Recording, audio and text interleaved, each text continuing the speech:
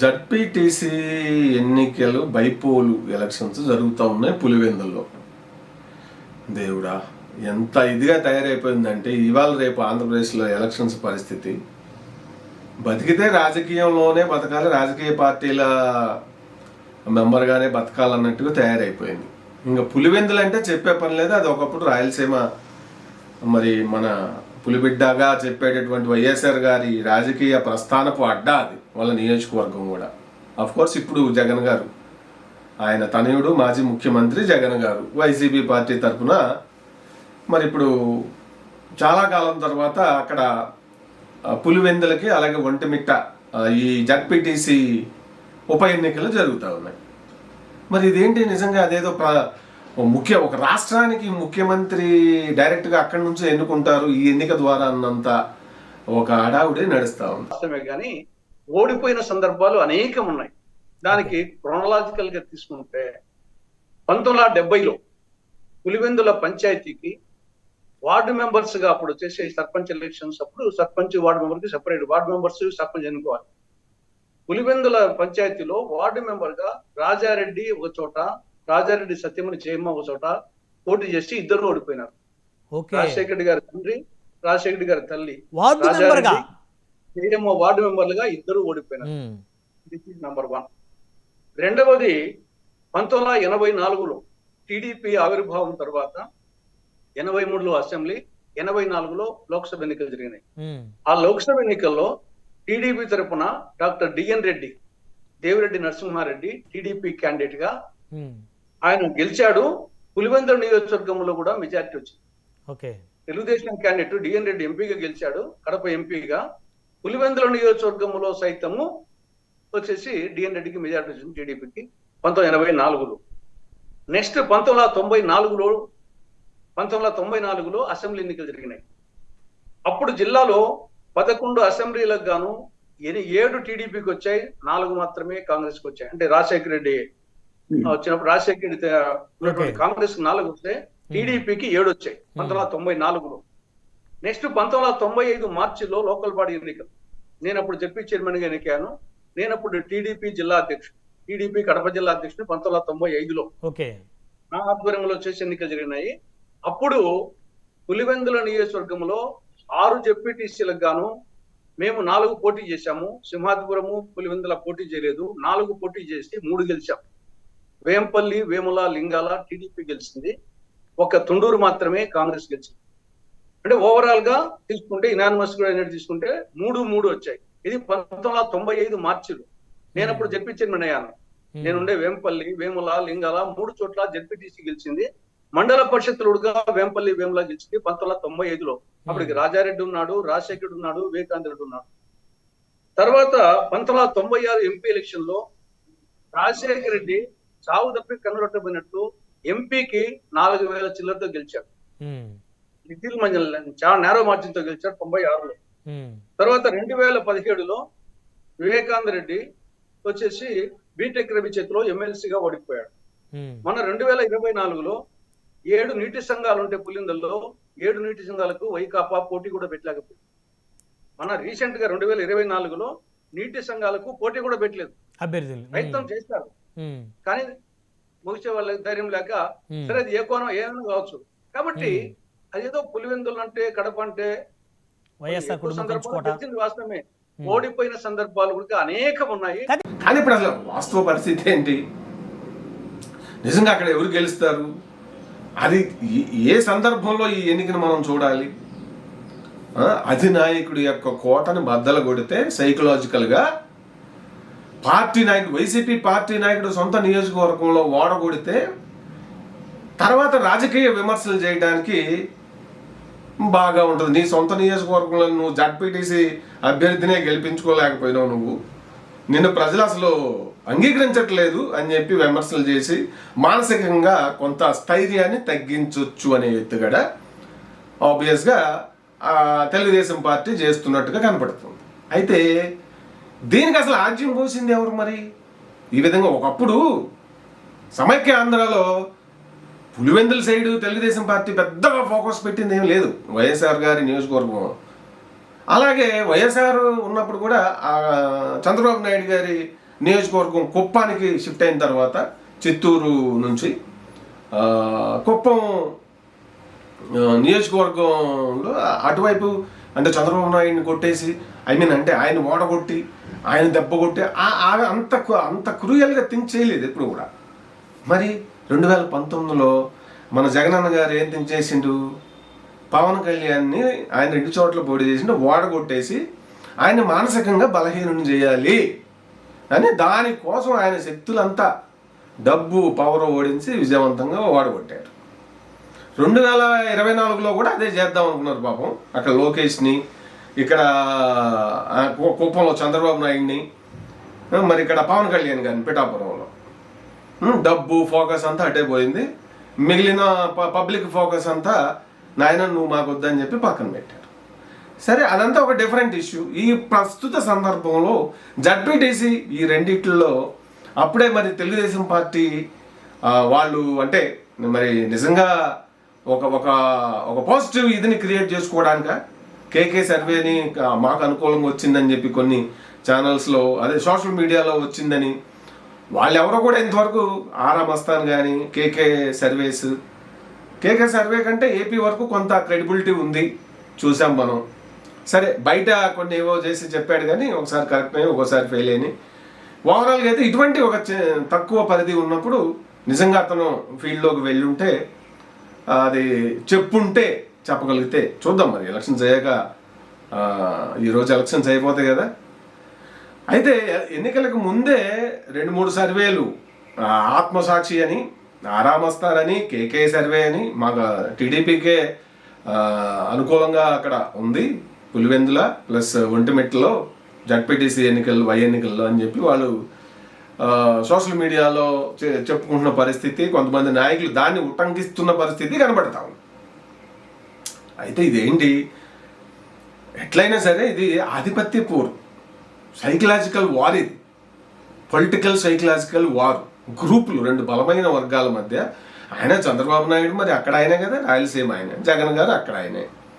So ఇప్పుడు Jagan team అంతా రాయలసీమ వర్గం అంతా అక్కడ వాళ్ళు పాగా వేశారు.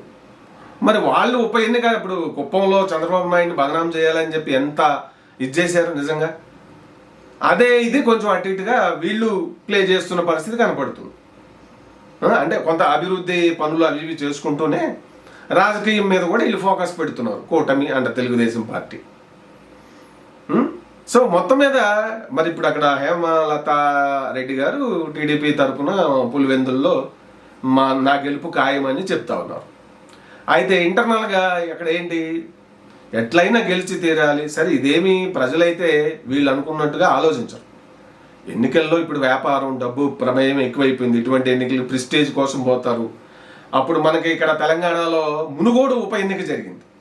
అబ్బాబ్బాబ్బా, అప్పుడు ఖర్చు అయినంత మనీ కానీ 2 పార్టీలు ఏది బీజేపీ ఆయన రాజగోపాల్ రెడ్డి గారుని గెలిపించుకోవడం కోసం, ఇటు టీఆర్ఎస్ ఓడిపోతే ఇంకా దెబ్బ అయిపోద్ది, మనకి అసెంబ్లీ ఎన్నికలకే ఇంకేముంది బీజేపీ వచ్చేస్తుంది అనేటువంటి ప్రచారం ఊపందుకుంటుంది అనే దాన్ని అడ్డుకోవడం కోసం, ఎట్లయినా వాళ్ళ అభ్యర్థిని గెలిపించుకోవడం కోసం మొత్తం టీఆర్ఎస్ బలగం అంతా వెళ్ళి మునుగోడులో పాగా వేసింది. మినిస్టర్లు, ఎమ్మెల్యేలు, మెయిన్ లీడర్లు, సీనియర్లు, అబ్బబ్బబ్బబ్బబ్బా, అసలు మొత్తం అసలుగా టీఆర్ఎస్ కేర్ ఆఫ్ మునుగోడు అయింది. అప్పుడు జస్ట్ ఉప ఎన్నిక భారతదేశంలోనే అత్యంత ఖరీదైన బైపోల్ ఎలక్షన్గా అప్పుడు పత్రికల్లో, జాతీయ పత్రికల్లో కూడా వచ్చింది. వేల కోట్ల రూపాయలు ఖర్చు పెట్టారు. సరే, అదంతా ప్రజలకు చేరింది ఎంత అంటే మళ్ళీ అది తక్కువే ఉంటుంది. స్వాహా మధ్యలోనే అయిపోతాయి. నాయకులు, చిన్న నాయకులు, లెవెల్ 1, లెవెల్ 2, లెవెల్ 3, లెవెల్ 4, లాస్ట్లో లెవెల్ 5 పబ్లిక్ ఉంటారు. వాళ్ళకి వచ్చేసరికి 100లోనే ఉంటాయి పాపం. అప్పుడు ఎలక్షన్ అప్పుడు కొన్ని చోట్ల అయితే వాళ్ళు ఏకంగా మాకు ఇవ్వలేదు, మా ఊళ్ళోకి వచ్చి వాళ్ళకి ఇచ్చారని చెప్పి గొడవలు కూడా పెట్టారు. డైరెక్ట్గా అన్ని న్యూస్ ఛానల్స్లో మహిళా మనులు ఓపెన్గా చెప్పేశారు. సరే, ఇప్పుడు కూడా అక్కడ డబ్బు ప్రమేయమే దండిగా ప్లే చేస్తుంది అనేది అర్థమవుతా ఉంది. అది 10,000 కావచ్చు, 20,000 కావచ్చు, అధికారంలో ఉన్నారు. ఏముంది అక్కడ ఇప్పుడు ఒంటిమిట్టలో 20,000 సుమారుగా ఉన్నాయి ఓట్స్. ఇక్కడ 10,000గా ఏది పులివెందుల్లో. సరే, ఇప్పుడు ఒకవేళ జగన్ ఓడిపోయిందని అనుకుందాం, ప్రజల ఆలోచన వేరుగా ఉంటుంది. సరే, అసెంబ్లీ ఎన్నికలు అయితే మా అన్నను ఓడగొట్టుకుంటే అప్పుడు బాగోదులే, ఇప్పుడు డబ్బులు వస్తున్నాయి కదా 10,000 ఇది ఫ్రీగా, సరే ఇది ఓడిపోవటం వల్ల ఏమైద్ది ఆయనకి? ఏమీ కాదు. ప్రజల ఆలోచన ఎప్పుడు ఇట్టే ఉంటుంది. వీళ్ళు ప్రజల ఆలోచనలను వదిలేసి వీళ్ళ ఇష్టం వచ్చినట్టు లెక్కలేసుకుంటారు. సమస్య అదే, ప్రజలు ఏమనుకుంటున్నారు, ప్రజలు ఏం ఆలోచిస్తున్నారు అనేది రాజకీయ నాయకులు ఆలోచించరు ఎక్కువగా. వీళ్ళ ఈక్వేషన్స్ వీళ్ళ ఫార్ములేషన్సే చేస్తూ ఉంటారు. అందుకే మిస్ఫైర్ అయ్యేది, దారుణంగా మిస్ఫైర్ అయ్యేది అదే. ప్రజలు ఎప్పుడు కూడా తమ వేవ్ లెంగ్త్ని ఎవరు క్యాచ్ చేస్తున్నారు, ఏ పార్టీ వాళ్ళు క్యాచ్ చేస్తున్నారు అనే వైపే వాళ్ళ ఫోకస్ ఉంటాం. సరే, ఇది ప్రజలేమి దీన్ని అబ్బా దీన్ని పోతే జగన్ అయిపోయిందిలే, జగన్ రాడు అని వాళ్ళు ఏమి అనుకోరు. వస్తానే కదా, అటో ఇటు ఎంత వీలైతే అంత తీసుకుందాం అనే వెర్షన్లో వస్తున్న 10,000 ఓటుకు 10,000 సరే ఇస్తున్నారనే ఒక ప్రచారం కనపడుతుంది. నిజం ఎంతో అబద్ధం ఎంతో అయితే అయి ఉండొచ్చు కూడా. ఎందుకంటే నవే డేస్ పాలిటిక్స్ అంటే బిజినెస్ కాబట్టి వ్యాపారమే, అంతకు మించి ఏం లేదు. సర్వీస్ లేదు, ఏం లేదు, ఇదంతా పైపైన షో అప్. అంటే ఏతిత్తేసి గుమ్మడికాయ ఇత్త అంత దొబ్బడం, ఇదే కాన్సెప్ట్. ఒకప్పుడు తాటిత్ అనేవాళ్ళు, తాటిత్ కూడా కాదు, గుమ్మడికాయ, పెద్ద గుమ్మడికాయ, అది గజ గుమ్మడికాయ అంత దొబ్బేస్తున్నారు. టు బి ఫ్రాంక్, ముందు ముందు తరాలకు అసలు ఏం మిగల్చట్లేదు, మైన్స్ మిగల్చట్లేదు, ఎన్విరాన్మెంట్ అసలు భూమిలో కానీ భూమి బయట కానీ నీళ్ళల్లో కానీ జలం అంతా నాశనం చేసి పెడుతున్నారు.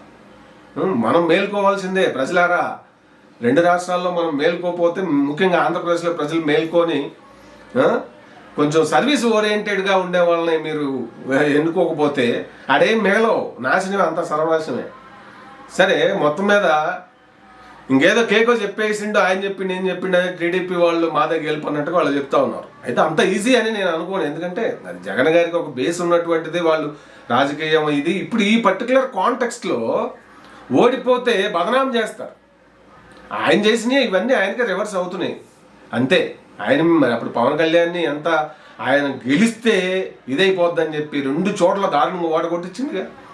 సో ఇప్పుడు అలాగే చంద్రబాబు నాయుడు కూడా పాపం కుప్పం అప్పుడు 2024లో అక్కడ ఎన్నికలప్పుడు ఆడ కుప్పం మున్సిపాలిటీ ఎన్నికల్లో వాడగొట్టిపించారు. తర్వాత ఆయన్ని ఆ నియోజకవర్గం వైపు పోనీయకుండా చేద్దామని చేశారు. ఇవన్నీ జగన్ గారు చేసినటువంటి పనులే కదా. ఆయనకే ఇప్పుడు తిరిగి అప్పచెప్పే ప్రయత్నాలు చేస్తూ ఉన్నారు. సో ఓవరాల్గా అయితే ప్రజలు గమనించాల్సింది ఏంటంటే, ఒక చిన్న చిన్న ఎన్నికలకు కూడా ఇంత ఖర్చులు అవుతూ ఉన్నాయి. అవన్నీ ఎవరి డబ్బులు? మన డబ్బులు. మనం ట్యాక్సులు, మీరు ట్యాక్సులు కట్టే డబ్బులే. ఇట్లా ప్రతిదీ దుర్వినియోగం అయితే ఇంకా డెవలప్మెంట్ యాడ్ జరుగుతుంది అనేది కూడా మీరు గమనించాలి. కాబట్టి ఎవరిని ఎన్నుకోవాలి, ఎవరిని అసలు రాజకీయాలను తరిమి కొట్టాలనేది ప్రజల చైతన్యం అవ్వకుండా ఊరికే ఎన్నికలప్పుడు తప్ప ప్రతిరోజు రాజకీయం అవసరమా? అది కొంత టీడీపీకి భయం వేస్తున్న పరిస్థితి అయితే నాకు కనపడుతుంది అక్కడ, గెలుపుకి ఓటమికి మధ్య. అందుకే ఈ సర్వేలు అప్పుడే ముందే మాకు ప్రోగా ఉన్నాయని చెప్పుకుంటూ ఉన్నారు. ఎందుకు లేకపోతే? అదర్వైజ్ అధికారంలో ఉన్నారు, గెలిస్తే మీకు కూడా ఖచ్చితంగా ఆడ జగన్నే ఇది చేయాలనే ఉద్దేశంతో అక్కడ జరుగుతూ ఉంది వైసీపీని. అవునా, అది ఆయన చేసిందే, తప్పేం లేదు. ఎవరికి వాళ్ళు ఇప్పుడు రాజకీయానికి అర్థాలు మారిపోయినాయి. ఒంటిమిట్లో మరి ఆ 2 చోట్ల కూడా తెలుగుదేశం వాళ్ళు అయితే ధీమాగా ఉన్నటువంటి పరిస్థితి కనపడతా ఉంది. అదేదో డెమోక్రసీ సింగనాదం ఓటింగ్లో అయితే జరుగుతున్నాయి, కానీ దానికి ప్రేరేపిత ప్రజల్ని అనుకూలంగా తమకు కొంత ఇది చేసుకున్న పరిస్థితి అయితే కనపడుతుంది. సో ప్రజలు కూడా లైట్గా తీసుకుంటున్నారు. 10,000 ఇస్తున్నారు కదా, సరే వేద్దాం, పోయేదేముంది, మళ్ళీ అసెంబ్లీ ఎన్నికలు అప్పుడు కదా, అప్పుడు చూద్దాం. మా అన్నకి ఎంపీ ఎలక్షన్స్ అప్పుడు చూద్దాం, ఇప్పుడు కొద్దిగా మనం తిందాం. తర్వాత ఇంకోటి రాజకీయ పార్టీ నాయకులు గుర్తుపెట్టుకోవాల్సింది ఏంటంటే, ప్రజలు డబ్బులు తీసుకున్నా అదేదో మీరు కష్టపడి మీ ఇళ్లలో డబ్బులు ఇచ్చారని వాళ్ళు ఫీల్ అవ్వరు, గుర్తుపెట్టుకోవాలా. ఇవి మా డబ్బులు, మేము ట్యాక్సీలు కడితే దొబ్బిన డబ్బులు దొబ్బేసి మా డబ్బులు మాకే ఇస్తున్నారు కదా అని చెప్పి ఫీల్ అవుతారు. అది సరే, ఏదేమైనా మరి చూద్దాం. అక్కడ పరిస్థితులు ఉన్న ఇది చూస్తుంటే నాకు అంటే హోరాహోరీ పోరాటం పోరు నడిచే అవకాశాలు కనబడుతున్నాయి. ఎవరు విజయం సాధిస్తారు ఏంటి అనేది మరి ఇంకా 17వ తారీఖు వరకు వెయిట్ చేయాలి. అయితే మరి అంత డబ్బు ఎక్కువగా ఎవరు ఖర్చు పెట్టి ఉంటారు, ఏ పార్టీ అయితే ఖర్చు పెట్టి ఉంటుందో 2 పార్టీలు ఖర్చు పెడతారు. ఎందుకంటే వీళ్ళు ఓడిపోవాలని కోరుకోరు కదా జగన్ గారి పార్టీ. ఆయన సొంత నియోజకవర్గంలో ఓడిపోతే జరిగే డ్యామేజ్ ఆయనకు తెలుసు కదా. అప్పుడు దాకా పాపం అప్పుడు 2014లో అదే 18లో ఆయన ఓడగొట్టి మళ్ళీ 2024 ఎన్నికల వరకు పవన్ కళ్యాణ్ గారిని మానసికంగా ఎంత వేధించారు వైసీపీ వాళ్ళు. నువ్వు 2 చోట్ల పోటీ చేసి ఓడిపోయిన నువ్వేందా మాట్లాడేదని ఆ పెన్ని నాని గారు ఎన్నిసార్లు ఆయన అవహేళన చేసింది. అలాగే జగన్ గారు, కొడాలి నాని గారు, రోజా గారు అందరూ ఎంత హేళన చేశారు. సో ఇప్పుడు అదంతా ఉంటుందిగా జగన్ గారికి. కాబట్టి ఆయన ఓడిపోతే మనం బదనామం అవుతాయనేటువంటి భయం ఆయనకు కూడా ఉంటుంది. కాబట్టి ఖచ్చితంగా వాళ్ళు కూడా 10,000 అయితే వీళ్ళు 20,000 అన్నా ఆఫర్ చేయొచ్చు. సో అయితే ఓవరాల్గా ఆ పంపకం, డబ్బులు పంపకం ఓటర్లకి ప్రాపర్గా ఎవరు మరి బాగా అందేలాగా చేయగలుగుతారు అనే దాన్ని బట్టే ఇటువంటి రిజల్ట్ డిపెండ్ అయి ఉంటుంది. Let's wait and see. మీరైతే ఏమనుకుంటున్నారు ఏంటనేది కింద కామెంట్ చేయండి.